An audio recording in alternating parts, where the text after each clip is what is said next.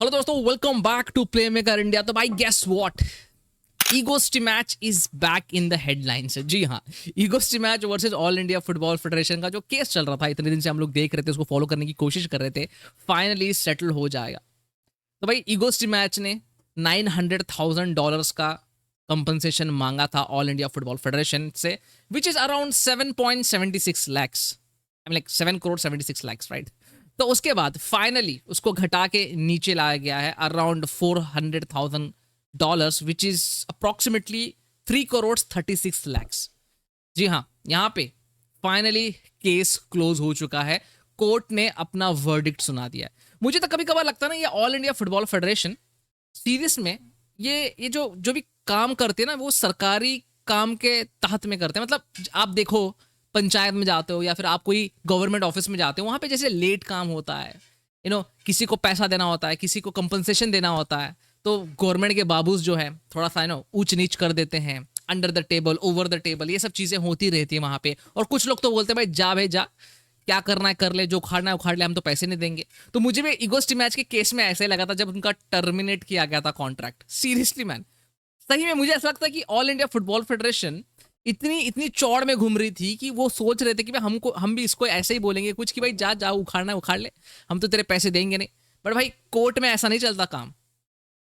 Law and order कुछ नाम की चीज होती है, और मेरे ख्याल से यार ठीक है, आप बोल सकते हैं ह्यूमन साइड से देखोगे, ईगोस्टी मैच को उसका कंपनसेशन मिलना चाहिए as a human side. Because देखो, और एक चीज है इसमें, और एक बहुत बड़ा चीज है, और सबका अपना अपना पर्सपेक्टिव होता है।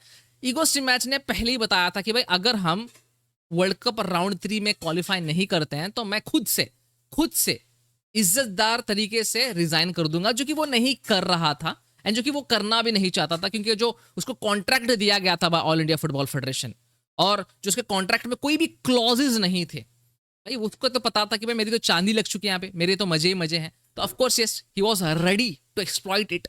तो यह गलती किसकी है? यहाँ पे टैक्स पेयर्स की गलती नहीं है, यहाँ पे गवर्नमेंट की गलती नहीं है, यहाँ पे जो ऑल इंडिया फुटबॉल फेडरेशन के एम्प्लॉयज है, ऑल इंडिया फुटबॉल फेडरेशन के ऑफिशियल्स हैं, उनकी सबसे बड़ी गलती है। This is a big point. Now of course yes, वो तो अपनी गलती मानेंगे नहीं। तो भाई जो इतना बड़ा ब्लंडर हुआ है, ये जो इतने प्रॉब्लम्स हुए हैं, इसकी रिस्पॉन्सिबिलिटी कौन लेगा? क्या ये एआईएफएफ के प्रेसिडेंट लेंगे? क्या वाइस प्रेसिडेंट लेंगे? क्या एक्स कमेटी के मेंबर्स लेंगे? क्या टेक्निकल कमेटी के मेंबर्स लेंगे? बिकॉज सब ने अपने हाथ खड़े कर दिए भाई।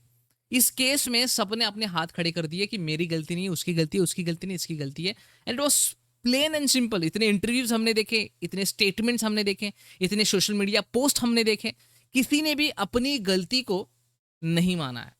और इनको कॉन्ट्रैक्ट किसने दिया ये भी नहीं पता। ये उसका नाम बोलता है, वो बोलता है कि भाई टेक्निकल कमेटी को हमने बताया था, वो बोलता है कि हमने एक्सको मेंबर्स को बताया था, वो बोलते हैं कि हमने एएफएफ के प्रेसिडेंट को बताया था, हमने फलाना आदमी को बताया था, हमने ढिमकाना आदमी को बताया था।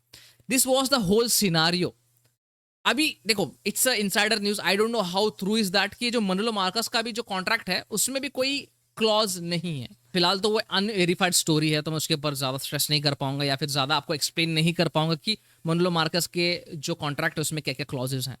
But it is what it is. जो हमने प्रॉब्लम्स देखे पहले, हो सकता है इन फ्यूचर ऑल्सो ये प्रॉब्लम्स देखें और हमको फिर से कंपनसेशन वगैरह देना पड़े, फिर से मॉनेटरी बेनिफिट सामने वाले को देना पड़े, थर्ड पार्टी को देना पड़े। यार मतलब हम लोग जो है बस पैसा बहा रहे हैं, बट वही अगर आप पिच पे देखोगे तो हमारे प्लेयर्स की क्वालिटी चेंज नहीं हो रही, ना हमारे quality of the game change हो रहा है, ना हम लोग कोई बड़े टूर्नामेंट्स में प्रॉपरली क्वालिफाई कर पा रहे हैं, या फिर बड़े टूर्नामेंट्स में हमारे परफॉर्मेंस जो है उसमें कुछ चेंजेस दिख रहे हैं। परफॉर्मेंसेज आर द सेम, बस दिन बे दिन हम लोग जो है कॉन्ट्रैक्ट्स पे कॉन्ट्रैक्ट्स दिए जा रहे हैं, पैसे पे पैसे बहाया जा रहे हैं फॉर नो यूज। एंड ये कब तक चलता रहेगा? कब तक हम ऐसे ही कंपनसेशन देते रहेंगे? कब हमारी टीम सुधर जाएगी? कब हमारी टीम रिलेवेंट बनेगी इन फुटबॉलिंग वर्ल्ड? ये तो बस खुदा ही जानता है भाई, हम तो जानते ही नहीं, ना हमारे ऑफिशियल्स जानते हैं। बस कुछ ना कुछ प्लान्स लगा देते हैं and we are back to zero. एंड वैसे भी यार, until and unless All India Football Federation push नहीं करती कोचेस को या मैनेजमेंट वगैरह को, जो उनके टेक्निकल कमेटी वगैरह है उनको पुश नहीं करती, स्टेट एफएस को पुश नहीं करती, तो ये जो चीज़ें हमको देख रहे हैं, जो सेटलमेंट्स हमको करना पड़ रहा है, ये करना ही पड़ेगा आगे आने वाले वक्त में भी। We have to be very professional. जो तरीके के लोग अभी फिलहाल ऑल इंडिया फुटबॉल फेडरेशन में बैठे हैं, in my opinion they are not fit enough. Let's be very honest about it. Let's have a very open conversation about it. Let's have debate about it. It's simple as that.